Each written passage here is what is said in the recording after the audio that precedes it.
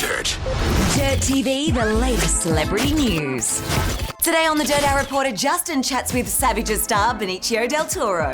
Benicio del Toro, thank you so much for joining us here at The Dirt. Now, we're here today to talk about your new film, Savages, which is a fantastic movie. It's incredibly layered, I found this film. Like, it's a love story, it's a thriller, it's an action film, and you play probably the best character in the whole film. Tell us about, what it was like filming this.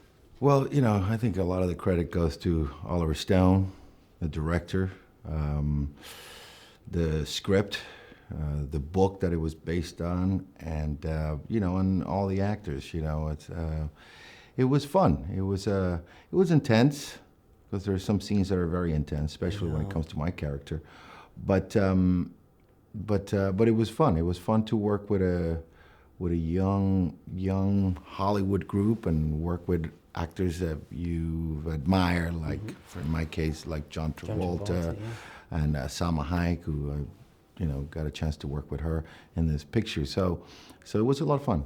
And Salma Hayek is an absolute pocket rocket in this film. She plays the best, she has the best lines and the best scenes, and she slaps you, doesn't she? Yes, so she does. Tell me, would they practice slaps? Were there many of those, or did she just go for it? She's just like, Benicio, I'm going to give you a few more. She'd go for it. And she comes from the land of great boxers. Oh, wow. So did she have to reach up very much? Because she's not very tall, is she? I don't know, but she managed to hit right on the bullseye many times. So she didn't give you a couple of extra just for fun? Sometimes I would go, I would look at the director and go, okay, I think you got it. We didn't need that one. We'll do another one, okay.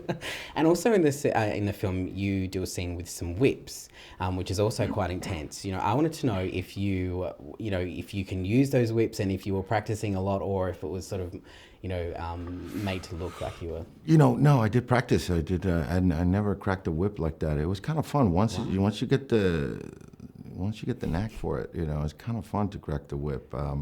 Did you steal it away from the set and just be like, yeah? Yeah. The camera guys. Right after that, Oliver Stone was nicer to me. Oh, was he really? Scene, You're like, hey, Oliver. Yeah. Now, did Oliver have to push you very much in this role, or did you find you stepped really easily into that psychopath kind of character? Oliver pushes everybody, but what's interesting about him is that he pushes himself, and he's pushing everybody. So, yeah, I was pushed. I was pushed by Oliver. So you're not really like that in real life? No. No.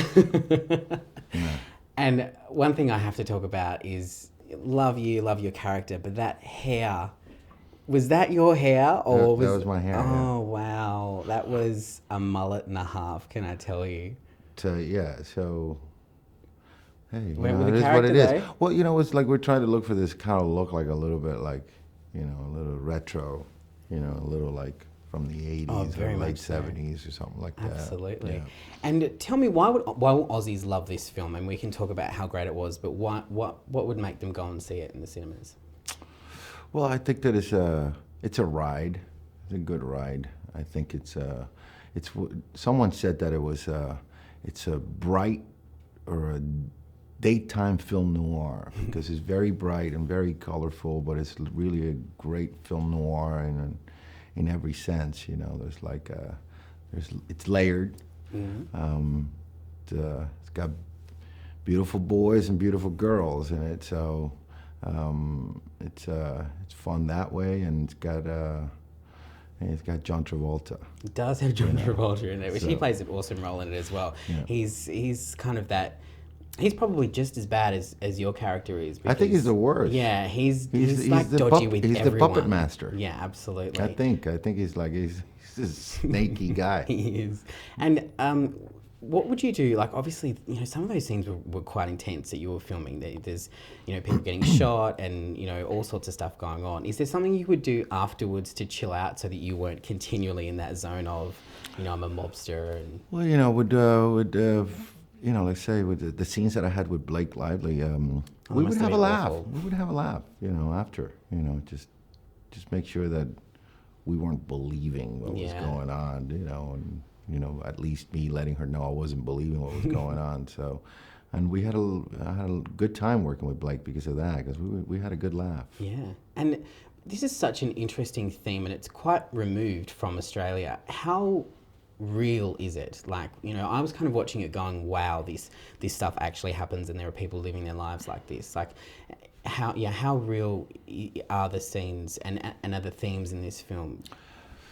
You know, it's real in a way. The story, like the idea of a story coming into American soil and this war between Mexicans and Americans in American soil, that might be made up for the picture. But the problem with drugs is real. It's been around for a long time. The tactics, they don't seem to work, of the drug problem, the tactics that have been employed to try to guide it. They don't seem to work. But I think that the problem is the violence, and I think that the violence is real. I mean, and there's in some places, not everywhere in Mexico, but in some places in Mexico, it's a problem, and it's a violent problem, and you know, the problem is that there is a lot of money, there is a lot of neglect, there is a lot of hopelessness, and people just turn to violence, and that's could be like the biggest problem with drugs is the violence. Yeah, right. And there's certainly a lot of that. And there is a lot of that, and across the border, and in the United States. I think this movie is saying that the problem is not just one-handed. It's not Mexico's problem. It's problem is everyone's on involved both sides. Yeah, from all levels. Everybody Well, is. it is a fantastic film. I loved it, and I think Aussies are going to love it. Benicio, thank you so I much hope for so. your time. All right, thank you.